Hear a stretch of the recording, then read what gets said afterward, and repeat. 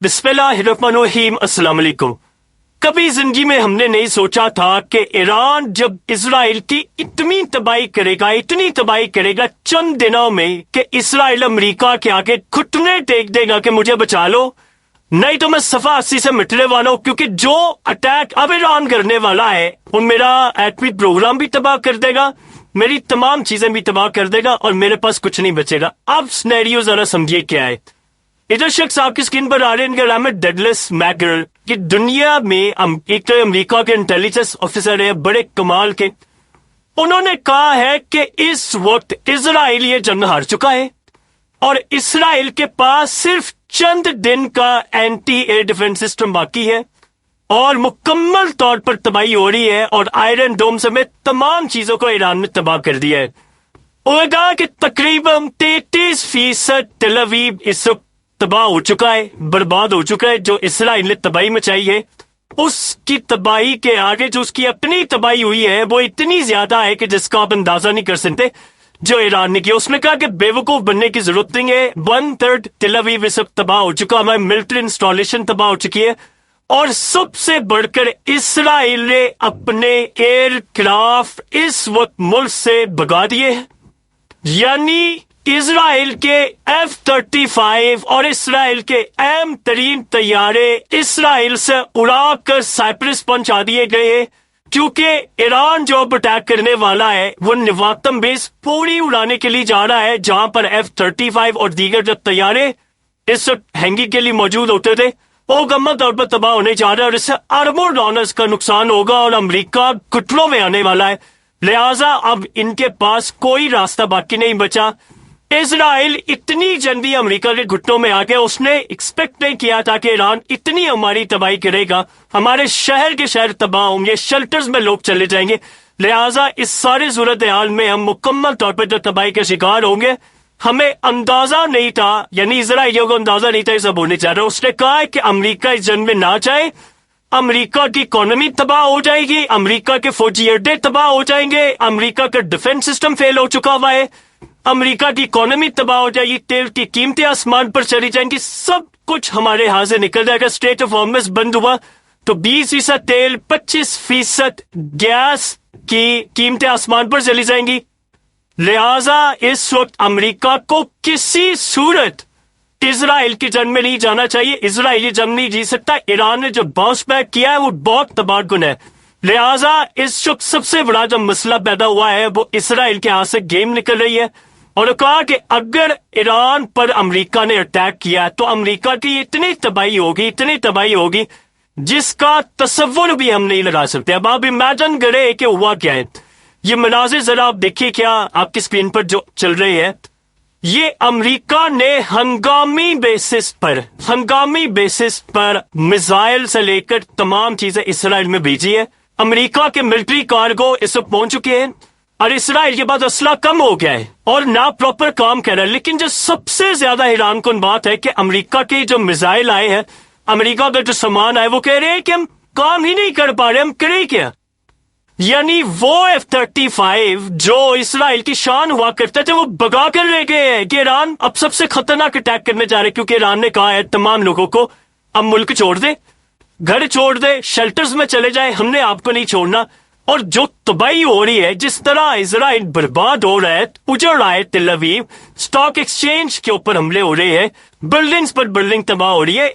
खंडर भी बहुत छोटा लफ्ज है, यानी हमने शायद गजा में इतनी तबाही ना देखी हो जितनी अब ये इजराइल के अंदर होना शुरू हो गई है। इन्होंने तो कभी एक्सपेक्ट नहीं किया था। आप ये सोचें कि इस वक्त मामला कितने ज्यादा खराब है कि इस वक्त इजराइल की पोजीशन इतनी ज्यादा वीक हो चुकी है कि उन्होंने कहा कि असल में जो आयरन डोम है, थर्ड है, सब कुछ है, इसका एक मसला हुआ है और वो पता नहीं हमें समझ नहीं आ पा रही कि हुआ क्या है कि आयरन डोम पहले 90% तक रोक लेता था मिसाइल। होता यह है कि ईरान ने स्टार्ट में किया गया कि 85 से 90% उसकी एक्यूरेसी थी। तो ईरान करता क्या था कि मिलट से मिसाल के तौर पर 100 मिसाइल और ड्रोन्स मारे तो 85% उन्होंने रोक लिए, तो बाकी उन्होंने बीच में डाल दिए कोई अपने हाइपरसोनिक मिसाइल, दीगर मिसाइल। वो करते क्या थे कि वो पेनिट्रेट कर देते थे। 11 मिनट का टाइम होता है जब आपने मिसाइल चेंज करना, उस 11 मिनट में 7 मिनट में वो मिसाइल मार देते और ये वो कह रहे थे। अब हुआ क्या है, اب مسئلہ یہ ہوا ہے کہ اب ایران اگر ایک میزائل مارے، ایران ڈرون مارے، وہ بھی جا کر ہٹ ہو جاتا ہے. کیسے؟ اب مسئلہ یہ نہیں ہے، ان کو پتہ نہیں ہے کہ ایران نے ان کا سسٹم ڈسیبل کر دیا کسی طرح. 65% صرف آئرن ڈوم اور ڈیفense سسٹم کام کرے، اور وہ کہہ رہے ہیں کہ ایگزاسٹ ہونا شروع ہو گئے ہیں اور ایران کے پاس ہزاروں میزائل ابھی پڑے ہیں تو ہم روک نہیں پائیں گے.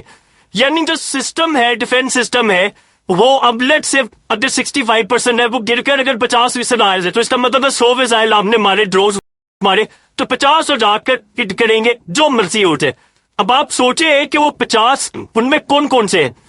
دیکھیے ہائپرسونک میزائل تو نہیں رک پا رہے، وہ تو بالکل ہی نہیں رکتے، لیکن جو عام بیلسٹک میزائل ہے، جیسے آج جو حملہ کیا ہے انہوں نے جمعے کو، وہ حملہ کر کے رہا ہے کہ وہ حملہ پر بڑے میزائل نہیں تھے، یعنی کوئی بڑے خطرناک میزائل نہیں تھے، وہ ڈرونز اور عام میزائل سے وہ جا کے سیدھی طرح ہٹ ہو گئے ہیں. بیت شیبہ میں ہٹ ہو گیا اور اس نے آگ لگا دیا ہر جگہ. یہ جو صورتحال اس وقت پیدا ہوئی ہے وہ اسرائیل نے کبھی ایکسپیکٹ کی نہیں تھی کہ ہمارے ساتھ یہ معاملہ ہو جائے گا. تو اس وقت اسرائیل اس پوزیشن میں آ گیا ہے کہ جہاں پر ان کو معاملات کافی حد تک خراب ہوتے ہوئے نظر آ رہے ہیں، اور ان کو یہ اندازہ ہو گیا ہے کہ ہمارے پاس اس سب کرنے کے لیے کچھ نہیں ہے، ٹیم ہمارے یہاں سے نکل چکی ہے. اب انہوں نے کیا ہے، دیکھیے جو وہاں پر تباہی ہو رہی ہے، آپ صرف یہ ایک کلپ دیکھیے، یہ منظر دیکھیے، آپ کو اندازہ ہو جائے گا.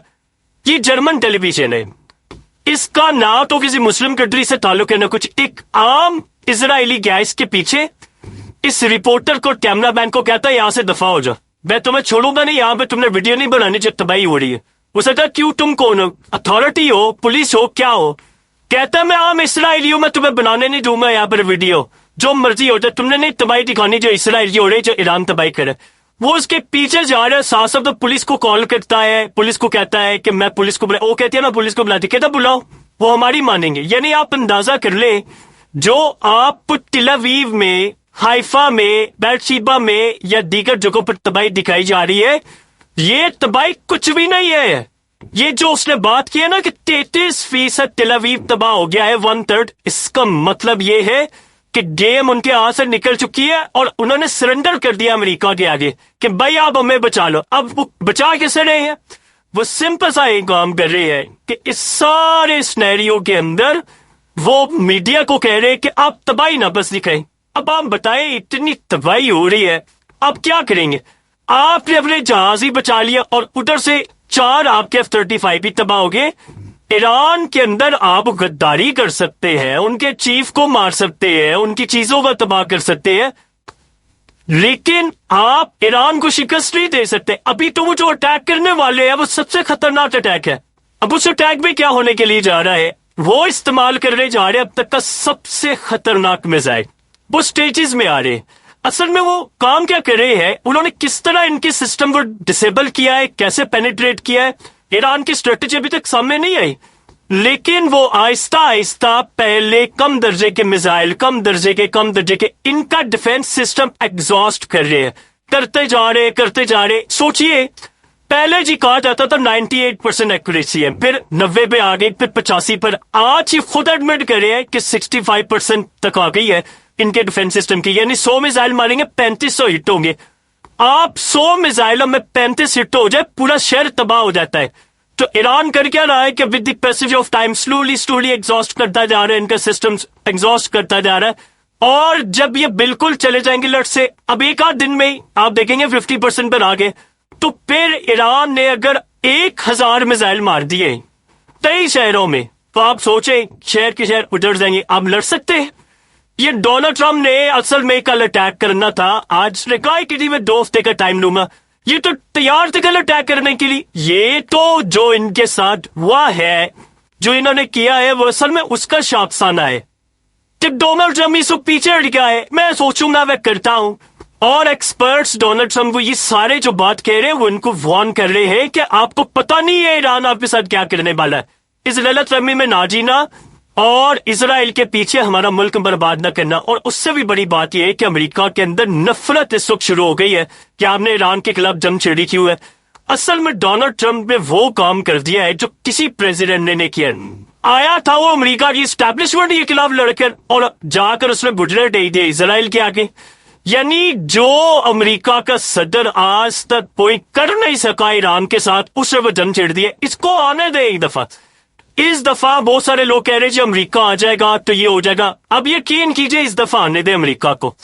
اس دفعہ امریکہ آ کے جیسے یمن کے ساتھ لڑائی کی ہے پیچھے ہٹ گیا نا, اس دفعہ ان کو آنے دے, ان کے ایئرکرافٹ کیریئر 2-4 ڈبو دیں گا. سکا جسے کہتے ہیں 100-150 ارب ڈالر کا لاس ہو جائے گا. ان کو پتا چل جائے گا ڈونلڈ ٹرمپ میں گھٹنا ٹیک میں ہے. پھر یہ جائے گا مڈل ایسٹ کی کنٹریز کے پاس, وہ ایران کو پیغام بھیجیں گے, مذاکرات کریں گے. آنے دیں ان کو ایک دفعہ. اس دفعہ ڈونلڈ ٹرمپ کو پتا چل رہے کہ ساری زندگی تم نے جو تماشا کیا ہے, تمہاری اوقات کیا ہو گئی ہے.